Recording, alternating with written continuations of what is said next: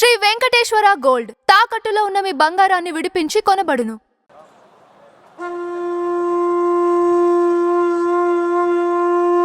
మహావేడుకల నింగి నేల పసుపుమేమై పరవశించేలా అంగరంగ వైభవంగా జరుగుతున్న మహానాడు పండుగ వేళ 10 కోట్ల తెలుగు తమ్ముళ్లకు, ఆడపడుచులకు, రైతన్నలకు, శ్రమజీవులకు, దేశ విదేశాల్లో తెలుగు కీర్తి పతాకాలుగా వెలుగొందుతున్న మన బిడ్డలకు వివిధ రంగాలలో తమ ప్రజ్ఞ పాఠవంతో తెలుగు తల్లికి సాంస్కృతిక, సాంకేతిక, సాహిత్య నీరాజనమిచ్చిన కళాకారులకు, మేధావులకు, శాస్త్రజ్ఞులకు, విజ్ఞులకు, ముఖ్యంగా నా పసుపు జెండాను కుండెల మీద మోస్తున్న తెలుగుదేశం కార్యకర్తలకు నా హృదయపూర్వక నమస్సుమాంజలి.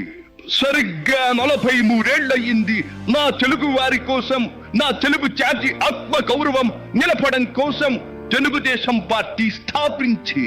నేను స్థాపించాను అనే కన్నా పుట్టింది అనాలేము. ఎందుకంటే ఆనాడు కార్మికుడి చెమట నుంచి, కర్షకుల రక్తం నుంచి, చాడిత పీడిత ప్రజల బాధ నుంచి పుట్టింది తెలుగుదేశం. కులమత వర్గాలకు అతీతమైన నవ సమాజానికి సరైన నిర్వచనం చెప్పేందుకే తెలుగుదేశం పుట్టింది.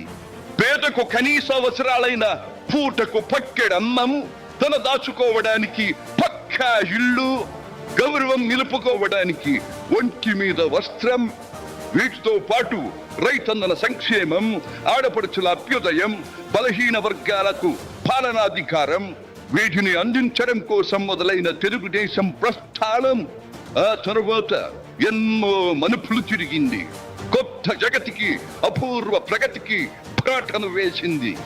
హైదరాబాద్, సికింద్రాబాద్లకు ట్యాంకు బండతో నేను సాంస్కృతిక వారధి కడితే, ఆ తరువాత సైబరాబాద్ అనే కొత్త నగరాన్ని పుట్టించి తెలుగు నేలకు, ఆధునిక ప్రపంచానికి సాంకేతిక వారధిని కట్టించిన వాడు చంద్రబాబు. లక్షల రూపాయల జీతం గురించి ఏమారైనా కలగన్నామా? దాన్ని సాధ్యం చేసింది నా తెలుగుదేశం ప్రభుత్వమే అని చెప్పడానికి నాకు గర్వకారణంగా ఉంది. డోక్రా సంఘాలతో నా ఆడపడుచులు సాధించిన ఆర్థిక స్వాతంత్ర్యం చూసి నాకు సంతృప్తిగా ఉంది. గోదావరిని కృష్ణమ్మతో కలిపేది ఎప్పుడో పోలవరం తెలుగు వారికి దేవుడిచ్చిన వరంగా రూపొందే శుభదినం ఎప్పుడో అని ఆనాడు నేను పలవరించాను. పట్టి సీమతో ఒకటి నెరవేరింది. పోలవరం పూర్తితో మరొకటి ఇంకా 2 ఏళ్లలో నెరవేరబోతోంది. రెక్కలు ముక్కలు చేసుకున్న డొక్క సగం నిండని పేద ప్రజానీకారికి ఇంత ఆదరవు కల్పించడానికే ఆనాడు కిలో 2 రూపాయల బియ్యం పథకం పెట్టాను. అటువంటిది P4 కార్యక్రమంతో పేదకు పేదరికం నుండి విముక్తిని కలిగించి బంగారు కుటుంబంగా తీర్చిదిద్దే చంద్రబాబు ప్రణాళిక అహో అద్భుతం, మహాద్భుతం. శాతవాహన సామ్రాజ్యానికి ఒకప్పటి రాజధాని నగరంగా బాసిల్లిన అమరావతి పేరిట నేడు నిర్మాణం జరుపుకుంటున్న ఆంధ్రుల రాజధాని నగరం దేవేంద్రుడు సైతం అసూయ పడేలా, మయూరి సైతం అప్పుల పడేలా రూపుదిద్దుకోవాలని మనసారా దీవిస్తున్నాను. క్రమశిక్షణాపూరితమైన అభ్యుదయ సమాజ నిర్మాణ శక్తిగా యువతను మలచడం కోసం ఆనాడు నేను కలను కన్నాను. యువగణానికి ప్రాధాన్యమిచ్చి యువశక్తికి పదును పెట్టి నా కలను నేడు తీరుస్తున్నాడు నా మనవడు లోకేష్. అంతేకాదు, అధికారానికి సరైన నిర్వచనం మానవ సేవ అని ఆనాడు నేను పాటించిన నియమాన్ని నేడు గతంలో ఆచరించి పార్టీ కార్యకర్తకైనా సాధారణ పౌరుడికైనా అండగా నిలుస్తూ నా వారసత్వానికి వన్నెదిస్తున్నాడు లోకేష్.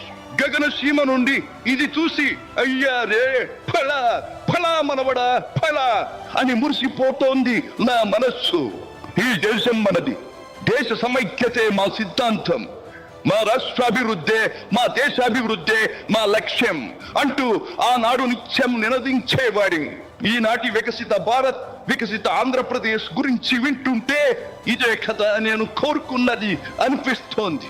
చివరిగా ఒక్క మాట, చెరుకు నేల నలు చెరుగుల పాడి పంటలతో పారిశ్రామిక వికాసంతో పరవశించాలని, చెనుగులాట ప్రతి ఇంట నిత్య వసంతాలు చెందాలని, ప్రజల కోసం అంకిత భావంతో ప్రభుత్వం చేస్తున్న కృషి ఫలితం కావాలని ఆకాంక్షిస్తున్నాను.